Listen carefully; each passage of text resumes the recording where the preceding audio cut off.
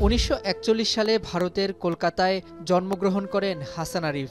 শিক্ষাজীবন শেষ করে আইন পেশায় কর্মজীবন শুরু করেন ১৯৬৭ সালে কলকাতা হাইকোর্টে।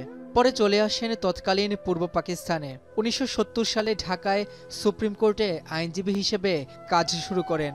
সাংবিধানিক বিরোধ, ব্যাংকিং, ইন্স্যুরেন্স, রাজস্ব ও কর সংক্রান্ত আইন সহায়তায় তার বিশেষ দক্ষতা ছিল। জেনারেল এরশাদের সামরিক শাসনামলে প্রায় পুরো সময়ে তিনি ছিলেন সরকারের অ্যাটর্নি অফিসের সঙ্গে যুক্ত। পরে ২০০১ সালে বিএনপি ক্ষমতায় এলে নিয়োগ পান অ্যাটর্নি জেনারেল হিসেবে। ২০০৫ সালের এপ্রিল পর্যন্ত বিএনপি সরকারের প্রধান ও মুখ্য আইন পরামর্শকের পদে ছিলেন তিনি। পরে ২০০৮ সালের ১/১১ তত্ত্বাবধায়ক সরকারের আইন উপদেষ্টা হিসেবে দায়িত্ব পালন করেছেন।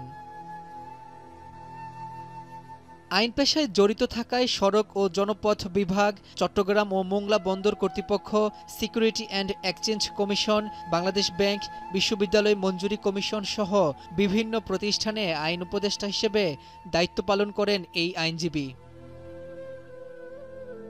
এছাড়া জামায়াতে ইসলামীর সাবেক সহকারী সেক্রেটারি জেনারেল আব্দুল কাদের মোল্লার আইনজীবী ছিলেন তিনি। আমার বিবেচনার জন্য আনিত সবশেষ ৫ই আগস্ট শেখ হাসিনা সরকারের পতন হলে ৮ই আগস্ট অন্তর্বর্তী সরকারের উপদেষ্টা হিসেবে আবারও শপথ নেন তিনি। প্রথমে দায়িত্ব পান স্থানীয় সরকার, পল্লী উন্নয়ন ও সমবায় মন্ত্রণালয়ে। পরে রদবদল হয়ে তার দায়িত্বে ছিল বেসামরিক বিমান পরিবহন ও পর্যটন এবং ভূমি মন্ত্রণালয়ের উপদেষ্টার। বর্ণাঢ্য জীবন শেষে তিনি পাড়ি জমিয়েছেন অনন্ত পথের দিকে। তার মৃত্যুতে রাজনৈতিক ও আইন অঙ্গনে বইছে শোক। রাব্বি হোসেন, এখন, ঢাকা। সানবিট সব দিবে সামাল। সানবিট ম্যাজিক প্রেস ডিশওয়াশিং এর মাথা ঘোরানো সলিউশন।